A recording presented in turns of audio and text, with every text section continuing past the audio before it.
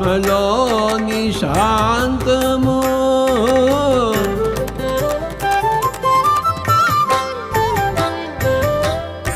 ఆత్మలోని అభయము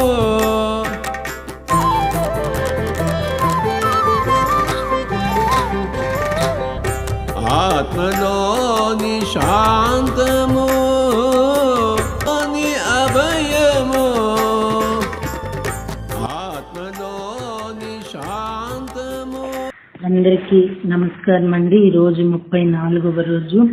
new energy D Revathi దేవి గారిది. అడగంగానే వెంటనే ఆడియో చేసుకోమని మనకి ఇంతటి అవకాశం ఇచ్చిన మేడంకి ఎంతో కృతజ్ఞతలు. ఒకటి, మాస్టర్స్ న్యూ ఎనర్జీ ఎసెన్షియల్ పుస్తకాలు అనేవి ఎప్పుడు మన ఇంట్లో ఉండవలసిన పుస్తకాలు. ఒక భగవద్గీత, ఒక డిక్షనరీ ఎప్పుడు రిఫరెన్స్ ఎలా అవసరమో ఈ 2 పుస్తకాలు ప్రజెంట్ టైం, ఫ్యూచర్ టైంలో రిఫరెన్స్ చాలా అవసరం. సో వీలైతే బుక్స్ మీ దగ్గరే ఉంచుకొని ఒక లైబ్రరీని మాత్రం మెయింటైన్ చేయాలి మనం ప్రతి ఒక్కరమే. ఎందుకంటే రాబోతున్న చిన్నారులకి అందించాల్సినవి ఈ లైబ్రరీ తప్పకుండా అందిస్తుంది. కాబట్టి ఈరోజు తలగడ అంటే దిండు గురించి చెప్తున్నారు. తలగడని ఇవ్వడంలో మర్మం ఏమిటంటే, మనం ముందుకు సాగే కొద్దీ రాత్రులు మనకొచ్చే కళల్లో చాలా మార్పు వచ్చిందని మనం గమనిస్తాం. ఇప్పటి వరకు మనకు వచ్చినవి పరిస్థితులు నిర్ణయించే కళలు, యుద్ధాలు, సంఘర్షణలు ఉన్న కళలే వచ్చేవి. మనం ఆ కళల్లో ఎంతో సతమతమవుతుండే వాళ్ళం. ఇక మీదట మనకు అలాంటి కళలు రావు, వేరే రకం కళలు వస్తాయట. గతంలో లాగా తెల్లవారేసరికి అలిసిపోవటం అనేది మానసికంగా మనకి ఉండదట.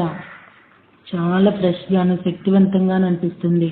ఎందుకంటే ఇప్పుడు ఇక మనం నిద్రపోయేటప్పుడు, కలగనేటప్పుడు అంటే నిద్రపోయేటప్పుడు సూక్ష్మ శరీరం చేసే పనులే కదా కళలు.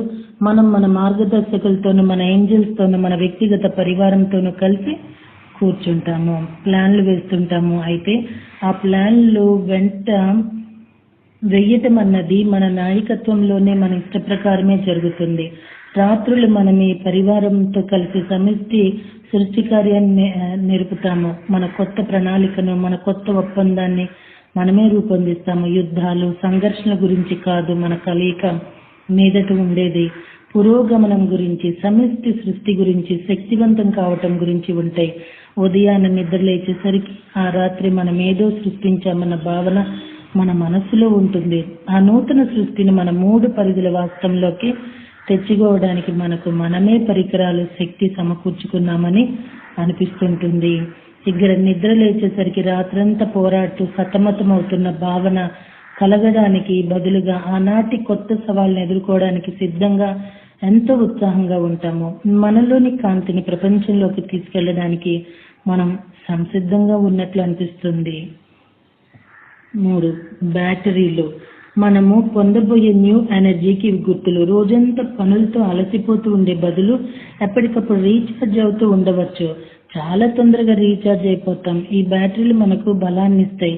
గతంలో పాత ఎనర్జీలో మనకి తెలిసిన బ్యాటరీల కంటే కొత్త బ్యాటరీలకు మన్నిక చాలా ఎక్కువ. కనుక ఈ కొత్త ఆధ్యాత్మిక బ్యాటరీలను అందుకొని మనలోకి స్వీకరించాలి. మనకు అదనపు ఎనర్జీ ఎప్పుడు కావలసి వచ్చినా మన పనిముట్లు డబ్బాను తెరిచి ఈ బ్యాటరీలను బయటికి తీసి వీటి నుంచి మనకు కావలసిన అదనపు ఎనర్జీని పొందవచ్చు. 4, ఫ్లాష్ లైట్. చీకట్లో భయంతో చిక్కుకుపోయామనే బాధ మనకు కలగకుండా ఈ ఫ్లాష్ లైట్ మనకు మార్గం చూపుతుంది. అవసరమైనప్పుడు ఈ ఆధ్యాత్మిక ఫ్లాష్ లైట్ను మన పనిముట్లు డబ్బా నుంచి బయటికి లాగాలి. చీకటి గుండా, భయం గుండా ఇది మనకు దారి చూపుతుంది. అంతేకాదు కష్టాల్లో ఉన్న ఇతరులకు బోధ చేసి మార్గం చూపించి సహాయం చేయడానికి కూడా ఇది ఉపయోగపడుతుంది. వెలుగంటే జ్ఞానం కదా. కష్టం కలగగానే నాకు చేత కావటం లేదని మనకు చతికిల పడిపోకుండా మనకు ఉపాయం తోచేలా చేస్తుంది. కనుక ఈ కొత్త ఆధ్యాత్మిక ఫ్లాష్ లైట్ ను సొంతం చేసుకుని అవసరమైనప్పుడు ఉపయోగించాలి. వెలుగంటే జ్ఞానము, జ్ఞానం అంటే వెలుగు, ఎనర్జీ అంటే కాంతి, కాంతి అంటే ఎనర్జీ. మనము ఎనర్జీని చూడలేము, ఎనర్జీని ఎలా భావన చేస్తాం? ఒక కాంతి రూపంగానే భావన చేస్తాం. యాక్చువల్లీ ఎనర్జీ అంటే కాంతినండి. ఈ సర్వ సృష్టి కాంతిమయమే, మనము కాంతే, సర్వము కాంతే. 5 ద్వివిధ రేడియో అంటే 2-వే రేడియో. మనకు తెలిసిన రేడియోలు ఏకవిధ రేడియోలు అంటే అవతలి వైపు నుంచి ప్రసారమయ్యే వాటిని మనం వినడానికి మాత్రమే అవకాశం ఉంటుంది. అందుకే అవి 1-వే రేడియోలు. వాటి నుంచి కేవలం సమాచారాన్ని అందుకోగలం. అయితే మన ఈ కొత్త రేడియో సాటి లేనిది, ఎందుకంటే ఇది 2-వే రేడియో. ఈ రేడియో సాయంతో మాయతెర కావలి వైపు నుండి మనతో సహకరిస్తున్న వారి నుండి ఎంతో తేలికగా సమాచారాన్ని అందుకోగలుగుతాం. అంతేకాదు మన ఎనర్జీని రేడియో ద్వారా మనం ప్రసారం చేయగలుగుతాం. ఇతర మానవులకు మన ప్రకంపనలు ఎంతో సులభంగా ప్రసారం చేయగలుగుతాము. అలాగే మన సందేశాలను మళ్ళీ ఆవలి వైపు వారికి ఈ రేడియో ద్వారా ప్రసారం చేయగలుగుతాము. ఈ 2-వే రేడియోను మన పనిముట్లు డబ్బాలో దాచుకొని అవసరం ఏర్పడినప్పుడు ఇతరులకు మార్గం చూపడానికి, మన ఎనర్జీని, ప్రేమను, మన జ్ఞానాన్ని ప్రసరింపజేయటానికి ఉపయోగించాలి. 6 చేతి తొడుగులు అంటే గ్లౌజ్లు. ఇప్పుడు అందరూ అవే కదండి తప్పనిసరిగా వేర్ చేస్తున్నారు. మరి రేపటి రోజున ఈ చేతి తొడుగుల గురించి ఏంటో తెలుసుకుందామండి. అప్పటి వరకు ఎదురు చూడాల్సిందే. మరి థ్యాంక్ యూ వెరీ మచ్.